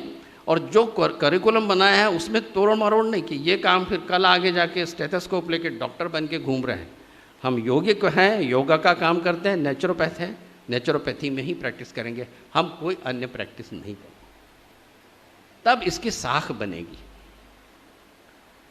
और मैं आपको बता रहा हूँ, जैसे हम लोग मानव अधिकार में काम करते हैं, अधिकार के बजाय कर्तव्य मानव को सिखा दिए जाए। आज वही बात गांधी जयंती के दिन वहाँ पे हुई। कर्तव्य आप सिखा दें, अधिकार अपने आप बच जाते हैं। आप लोगों को स्वस्थ रहना सिखा दें, बीमारियाँ कम हो जाएगी। डॉक्टरों की आवश्यकता, प्राथमिक स्वास्थ्य केंद्र, सारी सुविधाओं की आवश्यकता कम होती जाएगी। लेकिन दिन ब दिन ये फ्लू आ गया, वो फ्लू आ गया, पर्यावरण ठीक नहीं रखते, सब कुछ होने वाले। और नए नए वायरस निकलते हैं, नई नई दवाएं निकलती हैं, उससे इम्यून होते चले जाते हैं, फिर उसके साइड इफ़ेक्ट्स होते हैं। इस पैथी की ये गलती, ये बात ज़रूर है, लाइफ सेविंग बहुत इनके पास में। कई दिनों तक आदमी की धड़कन चलती रहेगी, सांस लेता रहेगा, क्वालिटी ऑफ लाइफ ये नहीं दे पाते, जिंदा रख सकते लंबे समय। तो आप लोगों को इन सब बातों को सोचते हुए भारत को अब ये सोचना है कि हमको ये ऑल्टरनेटिव जो सिस्टम्स है मेडिसिन के, इसकी तरफ जाना पड़ेगा, अच्छी तरह से जाना पड़ेगा, सशक्त होकर जाना पड़ेगा, पूरी तरह से अच्छा अध्ययन करके जाना पड़ेगा। और इसके लिए हमारे पास बहुत चीज़ें हैं। पतंजलि से लेकर आज तक के कितने लोगों ने, अब रामदेव बाबा अभी ने, देखो सब लोगों में पूरे वर्ल्ड ने इसको एक्सेप्ट कर लिया योग को। और इन लोगों ने देखा कि किसी भी तरह की कोई, चाइना के लोगों ने, मैं जब चाइना में गया तो चाइना में कुछ भी नहीं मालूम था हिंदुस्तान के बारे में उनको। बम्बई जानते थे एक, और केवल एक योगा जानते, दो ही बातें चाइना के लोगों को मालूम थी, और किसी चीज़ की जानकारी नहीं थी। और हमने उनके कराटे सीखे और न मालूम क्या क्या सीखे। वो हमारा योगा सीख रहे हैं, हमारे सितार सीख रहे हैं, हमारा मेडिटेशन सीख रहे हैं। गांधी को लोगों ने फिल्म बनाई बाहर में, अभी कल उसके प्रोग्राम होने वाला है, और गांधी को देश भुला रहा है। कहता है ये तो बस एक दिन 2 अक्टूबर के दिन माला डाल दो, फूल माला दे लो, आरती उतार लो, हो गया, उसका दैवीकरण हो गया। तो मैं कालानी एजुकेशन सोसाइटी, सिद्धभाव जी, शशि राय, इन सभी लोगों को, जिन लोगों ने, जिनकी ये सोच थी, जिन लोगों ने बनाया, और मैं समझता हूँ कि ये मील का पत्थर बनेगा। इसका अनुकरण बाकी जगह पे होगा, बाकी प्रदेशों में होगा, और जो पहला बैच निकलेगा वो हमको दिखाएगा कि नेचुरोपैथी योग का की क्या शक्ति है। तो मैं अब ज़्यादा बोलना नहीं चाहता, इतना कह के मैं पुनः आप सब लोगों को बहुत बहुत धन्यवाद देता हूँ, शुभकामनाएँ देता हूँ। और मुझे इस अवसर पर आपने ये पाठ्यक्रम प्रारंभ करने के इस शुभ अवसर पर आने का अवसर दिया, इसके लिए आपको बहुत बहुत धन्यवाद। नमस्कार। धन्यवाद माननीय न्यायमूर्ति डीएम अधिकारी जी, आपने जो हमारी हौसला अफजाई की, आपके सुविचारों ने यहाँ उपस्थित प्रत्येक व्यक्ति का मार्गदर्शन किया। निश्चित तौर पर हम हृदय से आपको उसके लिए धन्यवाद देते हैं। जब भी कोई मनुष्य अनासक्त होकर, ज़रा ध्यान दीजिएगा, आसक्ति के रहते ये नहीं संभव है, जब भी कोई मनुष्य अनासक्त होकर चुनौती देता है इतिहास को, उस दिन नक्षत्रों की दिशा बदल जाती है, बदल जाती है नियति, क्योंकि पूर्व निर्धारित नहीं है यह, उसे हर क्षण मानव निर्णय बनाता है, मिटाता है। हम सब अत्यंत सौभाग्यशाली हैं कि यहाँ हमारे बीच एक व्यक्तित्व ऐसा भी है जो हर पल दूसरों के हित की सोचता है उन्होंने सदैव अपने गुरु के द्वारा बताए मार्ग मानव सेवा का ही अनुसरण किया है और वो करने में विश्वास दिखाते हैं कि सिर्फ मात्र कहना ही उनका धर्म नहीं है। मैं आमंत्रित करना चाहूँगी शहीद हेमू कालानी एजुकेशनल सोसाइटी के चेयरमैन श्रद्धेय सिद्ध भाव जी को। मुझे याद है मेरे गुरुदेव की शुरू से महात्मा गांधी में, आचार्य विनोबा जी में, बाल कुंवर भावे जी, शिवाजी भावे, इनमें बहुत श्रद्धा रही। आज से 30 साल पहले पुणे के पास में उर्ली कंचन में आदरणीय बाल कुंवर भावे और महात्मा गांधी जी ने मिलकर एक प्राकृतिक चिकित्सालय खड़ा किया। वो हमें दिखाने के लिए स्वामी जी ले गए। एक झोपड़ी में बाल कुंवर जी रहते थे और उन्होंने एक ही शब्द कहा स्वामी जी को, बोले स्वामी जी यहाँ आदमी आता है रोगी बनकर, जाता है योगी बनकर। कितना अमूल्य शब्द। मैं आज के इस शुभ अवसर पर सर्वप्रथम अपने गुरुदेव के चरणों में नमन करता हूँ। अपने श्रद्धेय माता पिता एवं सभागार में उपस्थित मेरे समस्त आदरणीय आत्मीय सुजनों के चरणों में नमन करता हूँ। ये उनका स्वप्न था। महात्मा गांधी का स्वप्न था ग्राम स्वराज्य। उसमें उनकी एक विशेष बात थी कि जिस भी ग्राम में कोई व्यक्ति रहता है, यदि वो बीमार पड़ जाए तो वहाँ उस गांव में जो फल सब्जियां पैदा होती हैं उसी से वो ठीक हो जाए। उसे ठीक होने के लिए कहीं बाहर नहीं जाना पड़े। मिट्टी, पानी, धूप, हवा, सब रोगों की एक दवा। और उपवास। कोई जानवर बीमार पड़ता है, आपने देखा होगा अपने आप खाना बंद कर देता है। हमारे अंदर हमें ठीक करने के लिए वो जीवनी शक्ति है, सिर्फ हम उसको मौका दें कि अंदर से हमारी जितने भी विकार हैं उनको निकाल करके बाहर करें। लेकिन हम बीमारी में भी खाते रहते हैं तो जीवनी शक्ति उसको हजम करने में लगी रहती है और वो विकार बाहर नहीं निकल पाते। और फिर ऊपर से एलोपैथी दवाइयाँ लेते हैं तो उसके साइड इफेक्ट्स अलग से होते हैं। बहुत दुख होता है। आज यह जो अवसर आया है, इसके पीछे विशेष रूप से हमारे दो युवा डॉक्टरों, डॉक्टर रमेश टेवानी और डॉक्टर कमलेश आर्या का जो जुनूनी प्रयास रहा है, उसकी वजह से आज ये दिन हमें देखने को मिल रहा है। और डॉक्टर रमेश टेवानी के बिटिया बेटा दोनों ही नेचुरोपैथी के डॉक्टर बने हैं उजूरी से, कर्नाटका। बिटिया ने तो अभी अपना भूमिका अदा की और बेटा अभी 20-22 अक्टूबर को आकर के इस कॉलेज को ज्वाइन करेगा एज ए फैकल्टी। दूसरा, मध्य प्रदेश शासन में पिछली बार जब कांग्रेस की सरकार थी, माननीय राजेंद्र प्रसाद जी शुक्ल स्थानीय शासन मंत्री थे और विनोबा जी के शिष्य भी थे। वो एक बार वो स्वामी जी के पास आए। स्वामी जी ने उनको आग्रह किया कि आप विनोबा जी के शिष्य हो, महात्मा गांधी को मानते हो, उनको इस स्वप्न को साकार करो। अभी आपके पास शक्ति है, एक प्राकृतिक और योग चिकित्सालय यहाँ पर भोपाल में खड़ा करो। तो वास्तव में मैं समझूंगा आपकी सच्ची श्रद्धा है।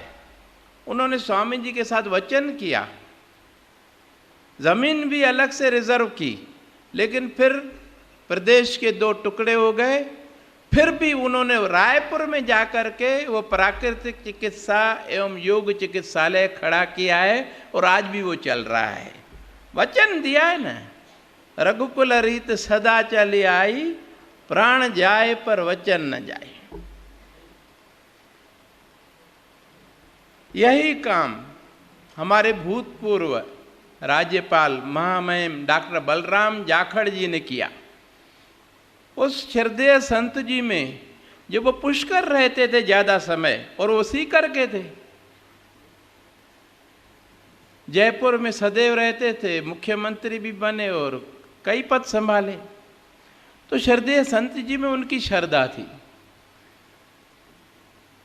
मध्य प्रदेश में इस प्रकार का कार्य शुरू करने के लिए बहुत सारी अड़चनें आई। कानूनन उसको किस तरह से दूर करना है, उसमें हमने आदरणीय उपाध्याय जी का हमें बहुत बड़ा मार्गदर्शन मिला, और उसी के अनुसार हमने जब महामहिम जी के यहाँ अनुसमर्थन के लिए हम ले गए, बहुत ही प्रफुल्लता से उन्होंने कहा, ये तो मैं अब भी कर देता हूँ, और भी कोई काम हो, ये मेरा दिल्ली का नंबर है बेटा, मेरे को आप फोन करना, इस कार्य के लिए मैं सदैव तत्पर हूँ। अभी हमने जब उनको फोन किया कि 2 अक्टूबर को आप आइए, आकर अपने कर कमलों से उद्घाटन कीजिए, तो उन्होंने कुछ व्यवस्थाएं बताई। बोले लेकिन मैं जब भी भोपाल आऊँगा, मैं जरूर आपका कॉलेज और आपका चिकित्सालय देखने आऊँगा। इससे पूर्व में जो गवर्नर थे डॉक्टर भाई महावीर जी, उनको सीआरटी का पेन हुआ, सभी प्रकार के इलाज करके थक गए। जब आदमी थक जाता है तो कहाँ जाता है? संतों के पास।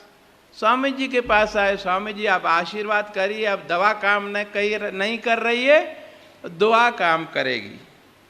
स्वामी जी ने कहा, मैं आपको दुआ का मतलब है, आशीर्वाद का मतलब है सही मार्गदर्शन और उस पर चलने की प्रेरणा और शक्ति, ये मैं आपको दूंगा, ये मेरा दायित्व है, करना आपको पड़ेगा। उन्होंने बोला मैं करूंगा। आरोग्य केंद्र के सहयोग से उनका वो सीआरटी का पेन चला गया। आज भी जब मैं दिल्ली जाता हूँ, ग्रीन पार्क में वो रहते हैं, मैं उनके आशीर्वाद लेने जाता हूँ। वो बताते हैं कि उस दिन के बाद आज तक मैंने एक भी दर्द निवारक गोली नहीं ली है, और न सिर्फ दर्द निवारक, लेकिन किसी भी बीमारी के लिए मुझे दवा नहीं लेनी पड़ी है, क्योंकि मैं नित्य योगासन करता हूँ। खान पान मेरा प्राकृतिक, जैसा आप लोगों ने सिखाया है वैसा ही है। फिर मैं बीमार क्या को पढ़ूँ? मैं तो युवा हूँ, अभी भी मुझ में कार्य करने की बहुत शक्ति है। डॉक्टर कमलेश आर्या को जब से बाबा रामदेव जी यूरोप में गए हैं, विदेशों में जाकर उन्होंने योग और प्राकृतिक चिकित्सा के बारे में उनको जानकारी दी है। विदेशों में VNYS डॉक्टर्स की डिमांड इतनी बढ़ गई है कि डॉक्टर कमलेश आर्या को घर बैठे लंदन से ऑफर आया, बहुत बढ़िया प्रोजेक्ट, अपने पैकेज लाखों रुपए का, और उन्होंने वहाँ जाके ज्वाइन कर लिया। भावना का फल है। और अभी भी यूरोप में इतनी डिमांड है प्राकृतिक चिकित्सा एवं योग चिकित्सकों की कि मैं आपको क्या बताऊं। अभी तो ये एक कॉलेज खुला है, आगे चल के ये एक प्राकृतिक चिकित्सा एवं योग की यूनिवर्सिटी बनेगी, और पूरे प्रदेश में जो बापू का स्वप्न था कि गांव-गांव में प्राकृतिक चिकित्सा और योग का जानकार हो, जो वहाँ के व्यक्ति को सही मार्गदर्शन देकर और वहाँ पैदा होने वाले फल सब्जियों, उपवास, फलाहार और मिट्टी, पानी, धूप, हवा से ठीक कर सके। उन्होंने घोषणा की थी कि यदि देश आज़ाद हुआ तो वायसराय के बंगले को मैं प्राकृतिक चिकित्सालय बनाऊंगा और एक दिन बन के रहेगा, क्योंकि संत वचन अटलादा, संतों का वचन कभी व्यर्थ नहीं जाता। और महात्मा गांधी सच्चे संत थे, चाहते तो बैरिस्टर थे, बहुत ही ऐश्वर्य में जीवन जी सकते थे, लेकिन सब कुछ त्याग करके उन्होंने इस राष्ट्र के लिए सर्वस्व अर्पण किया। कितने कष्ट सहे आपको मालूम है। संत किसी भी पढ़े लिखे आदमी की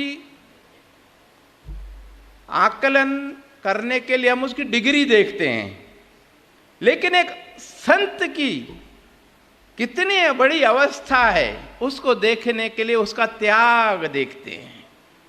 कामनी, कंचन, कीर्ति तीनों का त्याग करके शरीर का भान तक उन्होंने भुला दिया, और इस राष्ट्र के लिए उन्होंने क्या नहीं किया। आज ही हमारे प्रिय प्रधानमंत्री श्री लाल बहादुर शास्त्री जी का भी जन्मदिन है। 18 वर्षों में जो नेहरू जी नहीं कर सके, उन्होंने 18 महीनों में कर दिखाया, और हमारी सेनाएं लाहौर पहुंच गई। कितनी बड़ी बात है। ये सिद्ध होता है कि हमारे अंदर प्रतिभा है, शक्ति है। जरूरत है सिर्फ राष्ट्र के प्रति दायित्व बोध की, अपना कर्तव्य निर्वहन करने की, एक इच्छा शक्ति की, जिसकी दिनों दिन कमी होती जा रही है। हमारी सेनाओं में अफसर कम होते जा रहे हैं। हमारी सेनाओं को लिए जो सामग्री चाहिए, वेपन्स चाहिए, वो खरीदे नहीं जा रहे हैं। इसलिए आज भी मैंने पढ़ा कि चाइना हमसे 3 गुना ज़्यादा सशक्त है, इसलिए हमें उनसे दब कर रहना चाहिए। अरे ये क्या बात है भाई, दब कर रहने से कभी होता है क्या? जितना दबेगा उसको और दबाया जाएगा। निर्बल को हर कोई सताता है। यदि समाज में, संसार में रहना है तो सबल होकर रहना है, और वो सबलता आती है आपसी भाईचारे, मेल मिलाप, एकता से। तथाकथित सामाजिक और राजनीतिक संस्थाएं हमारे राष्ट्र के अंदर अलगाव का ऐसा अलाव जला के बैठी हैं। आज भाषा के नाम पर, धर्म के नाम पर, मजहब के नाम पर, अगड़ा पिछड़ा के नाम पर, जातिवाद के नाम पर हम लोगों को बांट दिया गया है। मैं आप सबको निवेदन करूंगा, कृपया अपनी मां भारती के प्रति अपना दायित्व समझें, और जहां जहां भी हैं उसे पूरी ईमानदारी से निभाने की कोशिश करें। यही आपकी इस राष्ट्र के प्रति, भगवान के प्रति सच्ची भक्ति है। धन्यवाद। भाऊजी, आपके आशीर्वचन के लिए हम हृदय से आपके आभारी हैं। कितने सरल शब्दों में आपने बता दिया कि मिट्टी, पानी और हवा सभी रोगों की है दवा। और भाऊजी ने जैसा कि हमें विश्वास दिलाया है, एक उम्मीद दिखाई है कि आने वाले दिनों में यहाँ प्राकृतिक चिकित्सा का विश्वविद्यालय होगा, तो मुझे लगता है यहाँ बैठे किसी के भी मन में इसके प्रति कोई संशय नहीं होगा, क्योंकि भाऊजी के लिए हम कह सकते हैं, कुछ कर दिखाने की उमंग जिनके मन में है, वे काम हाथ में लेकर कर दिखाते हैं। उनकी पूजा है कर्म, कर्म उनका जीवन, वे कर्म समर्पित होकर कुछ कर जाते हैं। तो भाऊजी, निश्चित तौर पर यहाँ बैठे हम सभी ये चाह रहे हैं कि आने वाले वर्षों में हमें वो सौभाग्य प्राप्त हो जब यहाँ पर प्राकृतिक चिकित्सा का विश्वविद्यालय खुल जाएगा। ईश्वर ने अनमोल रत्न गिनती के बनाए हैं, उन रत्नों में से कुछ बेशकीमती रत्न हमारे बीच आए हैं। चाहत है हमारी यही कि ये पल अमिट और स्थायी बन जाएं, तभी तो अपने स्नेह को हम शाल और श्रीफल में संजो लाए हैं। भाऊजी, आपसे अनुरोध है कि हमारे अतिथियों का आप स्वागत करें, सम्मान करें और उनको अपना आशीर्वाद प्रदान करें। अध्याय प्रमुख सचिव राजस्व एवं पुनर्वास विभाग मध्य प्रदेश का सम्मान करते हुए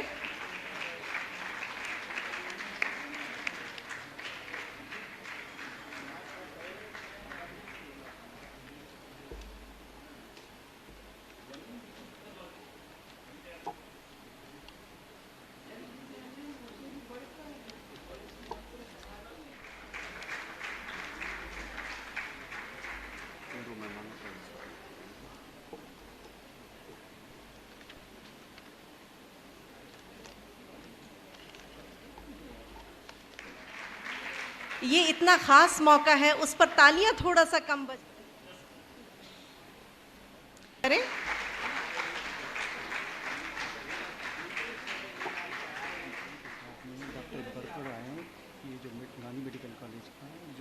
आप डायरेक्टर मेडिकल लीगल के हैं, जोरदार तालियां डॉक्टर साहब के लिए।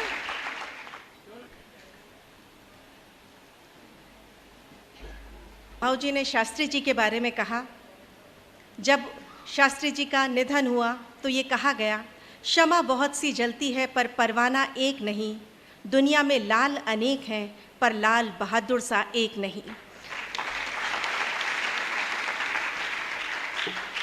उनके जाने के बाद जो शून्य उत्पन्न हुआ था उसकी पूर्ति आज तक नहीं हो पाई है। हम अकेले ही चले थे जानिबे मंजिल मगर, हम अकेले ही चले थे जानिबे मंजिल मगर, लोग आते गए कारवां बनता गया। ठीक इसी प्रकार वर्षों पूर्व संत जी की आंखों ने एक सपना संजोया था, जिसे पूरा करने के लिए श्रद्धेय सिद्ध भाऊजी ने अपनी नींदें गंवा दी। वो सपना धीरे धीरे मूर्त रूप में हम सब के सामने आ गया है। आज उसी क्रम में एक और अध्याय जुड़ गया है, जिसके लिए हम सब यहाँ एकत्रित हुए हैं। एक मौसम चला जाए तो दूसरा मौसम कल होगा। आज जा रहे हैं आप तो कल मिलना अवश्य होगा। सिलसिला जो आज शुरू हुआ है अंत तक बनाए रखना होगा। कीमती समय आपका लिया है तो आभार तो व्यक्त करना ही होगा। आभार प्रदर्शन के लिए मैं आमंत्रित करूंगी प्राचार्य Sant Hirdaram girls college doctor Manju Temre.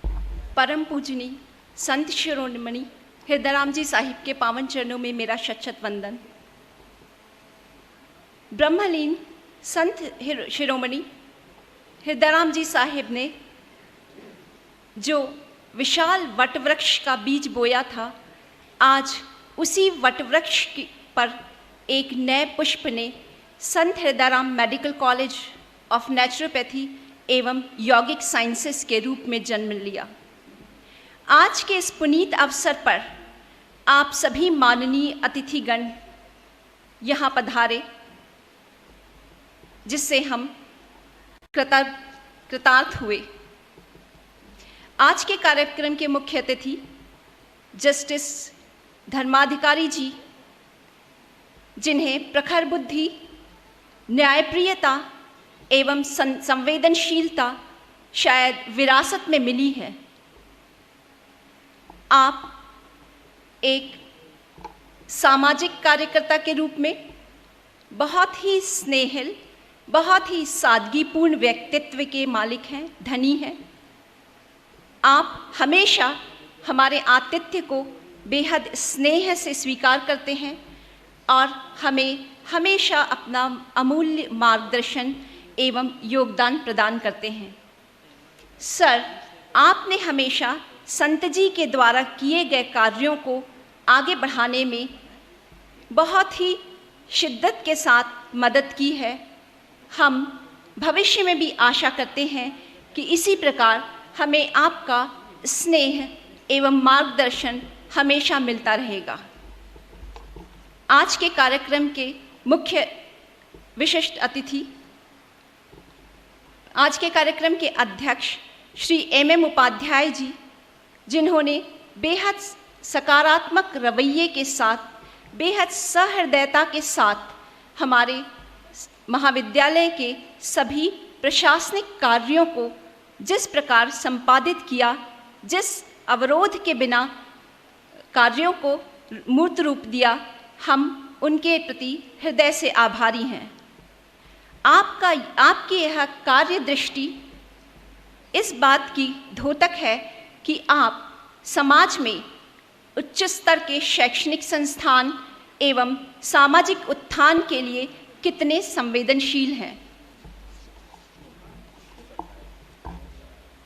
आज के कार्यक्रम के विशिष्ट अतिथि का हम हृदय से धन्यवाद ज्ञापित करते हैं doctor Bhanu Dubey, dean Gandhi medical college, जिनका सारा जीवन एवं व्यवसाय ही मानव कल्याण के लिए जुड़ा हुआ है। हम आपसे अपेक्षा भी रखते हैं डॉक्टर साहब कि आपका दीर्घकालीन अनुभव जो विज्ञान के क्षेत्र से जुड़ा हुआ है, जो चिकित्सा के क्षेत्र से जुड़ा हुआ है, वह हमेशा इस नव प्रस्फुटित महाविद्यालय को मिलता रहेगा और उसे आप सिंचित करते रहेंगे। श्रद्धेय सिद्ध भाव जी हम सभी के प्रकाश स्तंभ, प्रेरणा स्रोत एवं पथ प्रदर्शक हैं। संत जी के शाश्वत मानव कल्याण के महान उद्देश्य को पूर्ण करने के लिए आपने अपना सारा जीवन समाज कल्याण के लिए समर्पित कर दिया है। संत जी के महानिर्वाण के बाद आपने जिस लगन, निष्ठा एवं कुशल नेतृत्व के साथ उन सभी कार्यों को चमत्कारिक रूप से विस्तार दिया है, हम सभी उसके आगे नतमस्तक हैं। भाऊ जी, आपको धन्यवाद कहने की चेष्टा तो मैं नहीं कर सकती, वरन हम सभी आपके स्नेह एवं मार्गदर्शन के प्रति कृतार्थ हैं।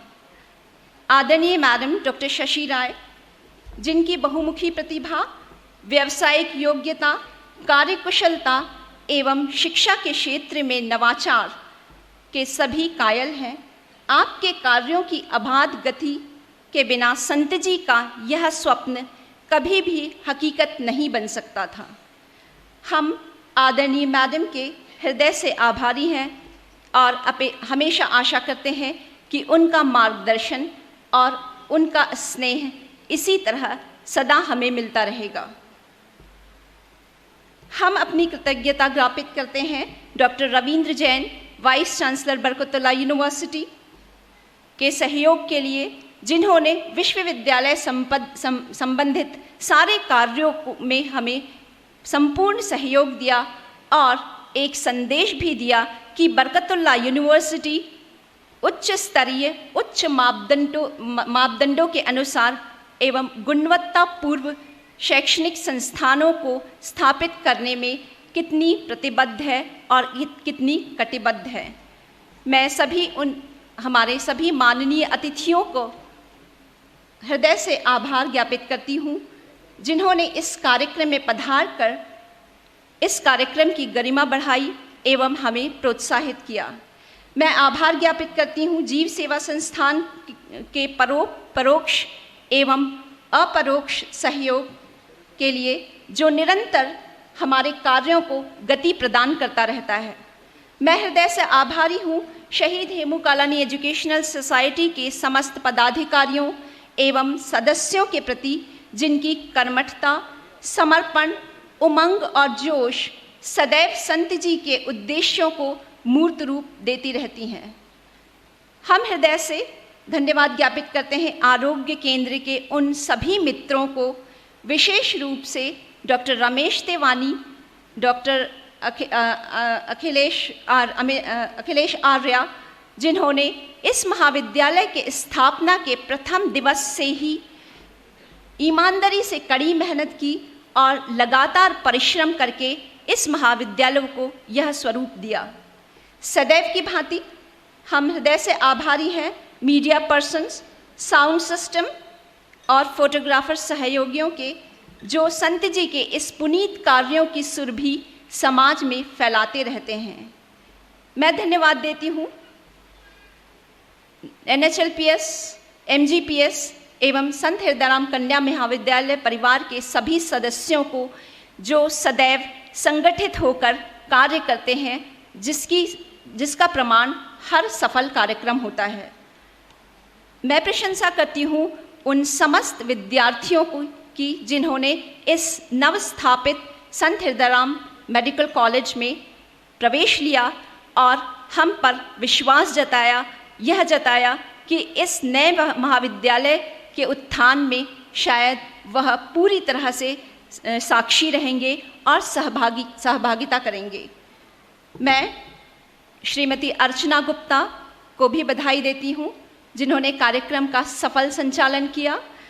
अंत में उन सभी के प्रति हम अपना हृदय से आभार व्यक्त करते हैं, जिनके प्रेम एवं प्रोत्साहन से हमें इस महाविद्यालय को स्थापना करने का संबल प्राप्त हुआ। धन्यवाद।